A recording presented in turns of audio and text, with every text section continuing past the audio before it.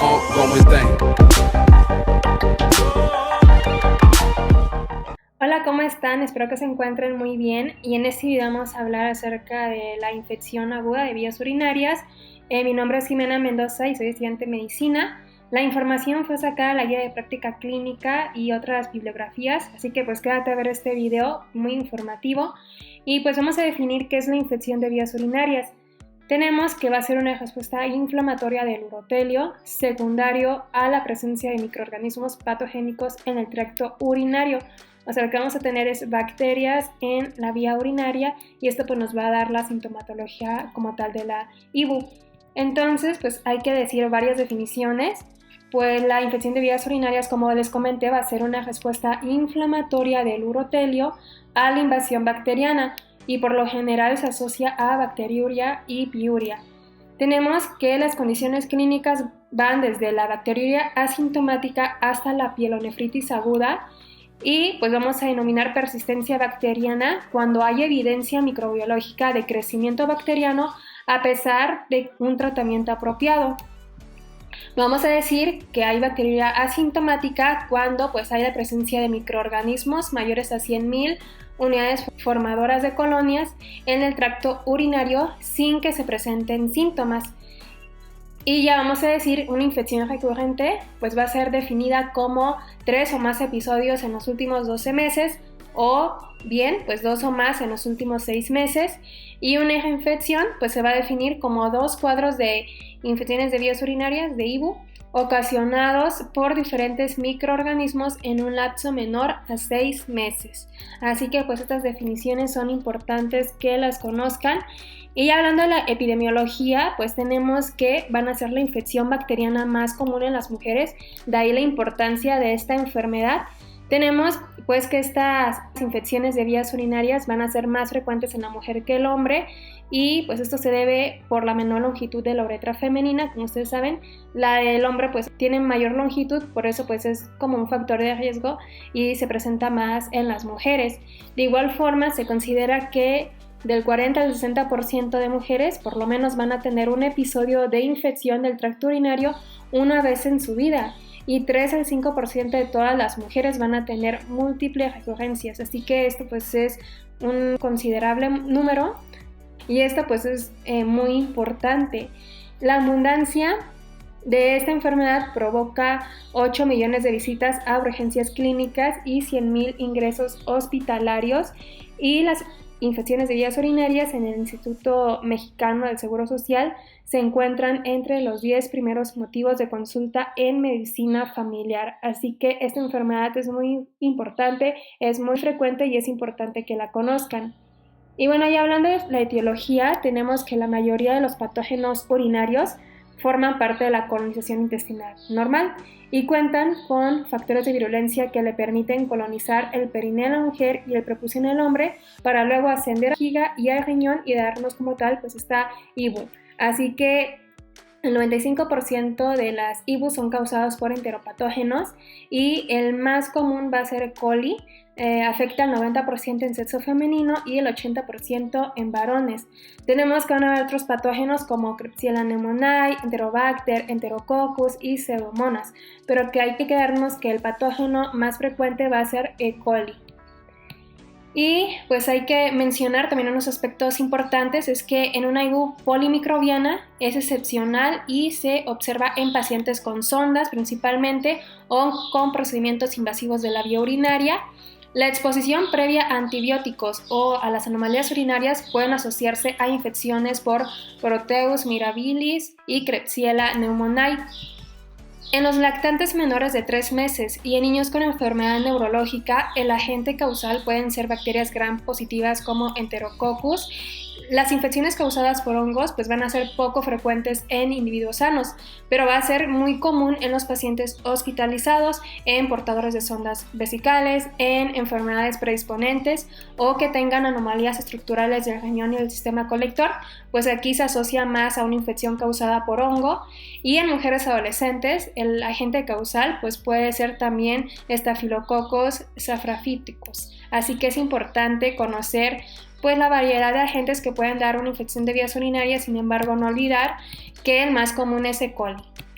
Y bueno, ya hablando de los factores de riesgo para una IBU, pues va a ser el sexo femenino, como ya comentamos, también el vaciamiento vesical infrecuente, también anomalías del tracto urinario, ya sea un reflujo vesículo-ureteral, la fimosis en lactantes varones también es un factor de riesgo, la disfunción del tracto urinario inferior y el estreñimiento van a ser factores de riesgo para una infección de vías urinarias. De igual forma, la colonización periuretral, la colonización fecal, el estado inmunitario deprimido, la obstrucción, el embarazo y la actividad sexual, y también la instrumentación de la vía urinaria, la vejiga neurógena y la urolitiasis, pues son factores de riesgo para IBU. Y bueno, vamos a pasar a la clasificación y tenemos que se puede clasificar de acuerdo al sitio y de acuerdo a las complicaciones. Entonces, de acuerdo al sitio, pues tenemos que si infección del tracto urinario baja, pues una cistitis, y pues esto es una inflamación de la mucosa vesical, o bien una infección del tracto urinario alta o pielonefritis aguda, y esto pues va a ser por una infección piógena difusa de la pelvis y del parénquima renal. Como les mencioné, también se puede clasificar de acuerdo a las complicaciones. Entonces, en la no complicada, pues aquí vamos a tener a una persona sana, no embarazada, síntomas menores a 7 días. Aquí pues no va a haber anomalías anatómicas o funcionales de la vía urinaria o comorbilidades. Como les digo, pues va a ser un paciente sano. Por lo tanto, va a haber un mínimo riesgo de afectación renal, o sea, de que haya pielonefritis o de que haya falla del tratamiento. Sin embargo, en una infección del tracto urinario complicada, pues vamos a tener aquí alteraciones asociadas, por ejemplo, una diabetes, inmunosupresión, que haya manipulación de la vía urinaria en niños, ancianos, varones, síntomas mayores a 7 días, en hospitalizados, de igual forma que haya una vía urinaria normal, o sea, que haya malformaciones, por ejemplo, una obstrucción, un reflujo vesículo-ureteral, una vejiga neurógena, cálculos o embarazo, y pues esto nos va a dar un mayor riesgo de afectación renal, de pielonefritis, de fallo del tratamiento y de sepsis. Así que pues es importante conocer su clasificación. Y bueno, ya iniciamos con la cistitis. Pues estamos hablando de una IBU no complicada. Entre los factores de riesgo, pues las mujeres, el coito, antimicrobianos, espermaticidas, antimicóticos, la posmenopausia, y en hombres, pues vamos a tener que aparece pues más en edades avanzadas, de igual forma una anomalía anatómica o una disminución de la actividad bactericida prostática. Pues así que es importante conocer esto. Y hablando del cuadro clínico de una cistitis, pues vamos a tener síntomas clásicos pues de una infección de vías urinarias, y pues va a ser disuria, polaquiuria y urgencia miccional. Y estos son síntomas muy importantes y que debemos de acordarnos siempre, porque pues por ejemplo si te llega un paciente que presenta uno de estos síntomas, pues hay que pensar luego quizás en una infección de vías urinarias. También se pueden presentar otros síntomas como una orina fétida, tenesmo vesical, dolor suprapúbico con o sin fiebre, también puede presentarse hematuria, y hay que saber que estos síntomas pues van a ser abruptos. Menor a 3 días pues se presenta este cuadro clínico. Hay que saber también que en neonatos y lactantes los síntomas son más inespecíficos. Pueden deberse a muchos procesos, por lo tanto pues sí es inespecífico, y entre los síntomas pues vamos a tener irritabilidad, rechazo al alimento, vómitos, retraso ponderal, pero como les mencioné pues son muy inespecíficos. Pero de aquí pues hay que quedarnos con estos síntomas clásicos que nos van a ir indicando de que hay una IBU. Y bueno, ya para el diagnóstico hay que saber qué es clínico, o sea, si un paciente se presenta con un cuadro clásico de infección de vías urinarias no complicadas, o sea que presente disuria, polaquiuria y urgencia miccional, pues no hay que realizar ninguna prueba diagnóstica e iniciamos el tratamiento. Sin embargo, ante cuadros dudosos de infección de vías urinarias, por ejemplo, que solo tenga un síntoma o que no haya sintomatología, pues podemos indicar el examen con tireaje activa.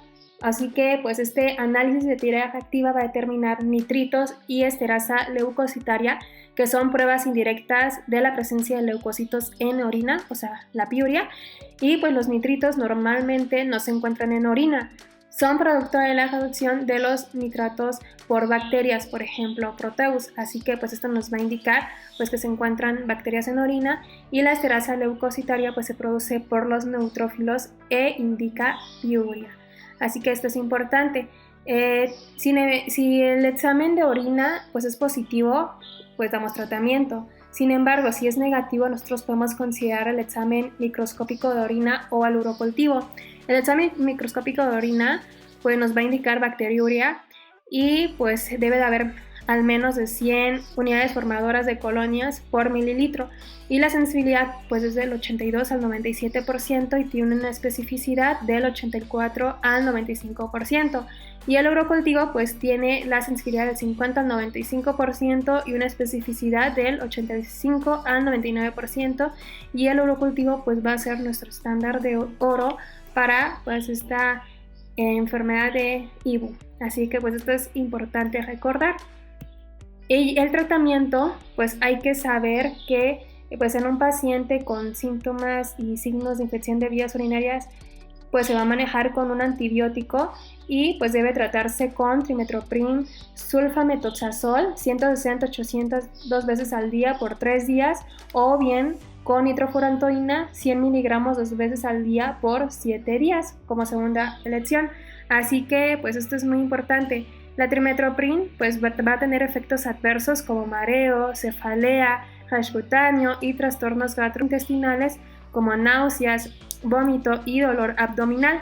Y la nitrofurantoína, cuando se indica, hay que recomendar al paciente que ingiera alimentos que acidifiquen la orina, como el arándano, y evitar los alcalinizantes como los lácteos y fármacos alcalinizantes como el gel de hidróxido de aluminio y de magnesio.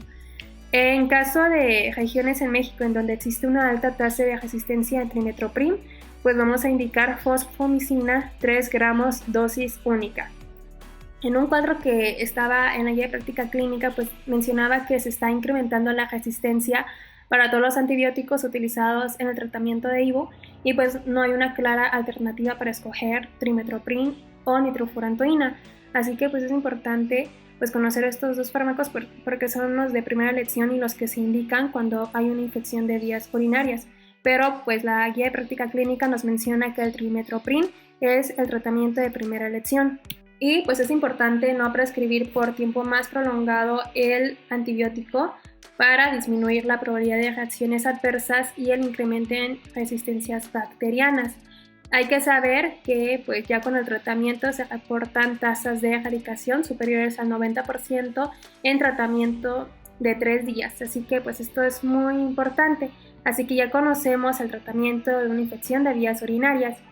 Y ya pasando a la pielonefritis, que es la infección piógena difusa de la pelvis y del parénquima renal, ya una IBU como tal complicada, pues tenemos que el 20 al 30% de la pielonefritis aguda se va a acompañar de bacteremia, en un tercio va a presentar shock séptico, y la pielonefritis enfisematosa, que es un tipo de pielonefritis, y pues esta está caracterizada por la presencia de gas en el parénquima renal y tejidos perinéfricos, pues va a ser la forma más grave de pielonefritis. Y bueno, ya pasando al cuadro clínico, pues vamos a tener los síntomas de la IBU baja que ya les mencioné, pero se le va a agregar fiebre mayor a 38 grados, que esto es muy importante. También va a presentar el paciente dolor en fosa renal. La evolución pues es mayor a 3 días. También se puede presentar náuseas, vómito, escalofríos, dolor abdominal, ataque al estado general y el diordano positivo. En los lactantes y niños también pueden tener síntomas, sin embargo, como en la cistitis, son inespecíficos.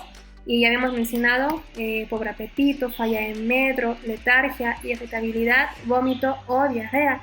Y en ancianos también se suelen presentar síntomas atípicos como la alteración del sensorio, tos, disnea o delirium. Pero pues hay que conocer este cuadro clínico característico de pielonefritis, la fiebre, los síntomas de IBU bajo, el vómito y el diordano positivo, que nos van a ir indicando de que es una posible pielonefritis.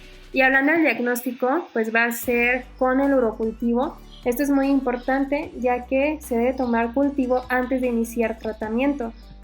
También se puede indicar un uroanálisis, también estudios de imagen, pero pues solo van a estar indicados en varones para descartar una uropatía obstructiva cuando no hay una respuesta terapéutica, y también para descartar absceso intrarrenal o perinéfrico. El ultrasonido de tracto urinario superior pues nos va a servir para buscar si hay una obstrucción del flujo urinario. Pero pues esto es muy importante saber que antes de iniciar el tratamiento se debe pedir el urocultivo y ya cuando lo tengamos, pues vamos a iniciar como tal con nuestro tratamiento y el tratamiento ambulatorio va a estar indicado en los casos en donde no haya una respuesta inflamatoria, en donde el paciente se encuentre bien y en los que se asuma que van a cumplir el tratamiento. Así que en esos pacientes que no presenten cuadro severo, se va a iniciar el tratamiento con ciprofloxacino, 500 miligramos cada 12 horas por 7 días, o también podemos utilizar cefixime, 400 miligramos cada 24 horas por 10 días. Si no hay una respuesta en 24 horas, pues vamos a hospitalizar y ya en el medio hospitalario pues se van a utilizar de igual forma las cefalosporinas de tercera generación o quinolonas.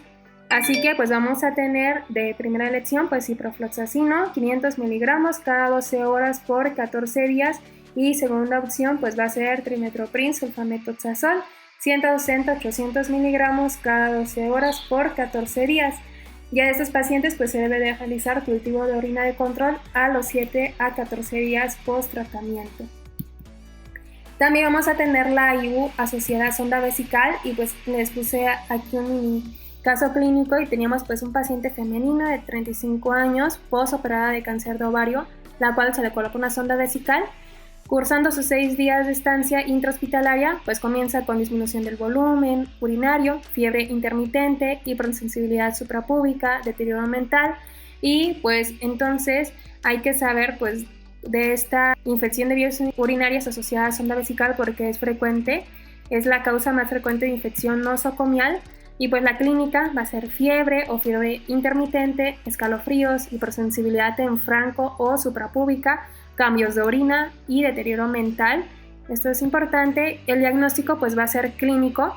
El examen microscópico va a ser limitado a todos los pacientes y en el examen microscópico pues lo que vamos a tener son las bacterias y como tal pues vamos a ir llegando al diagnóstico de que hay una infección asociada a sonda vesical y el tratamiento pues va a ser con ciprofloxacino o amoxicilina con ácido clavulánico por 7 días.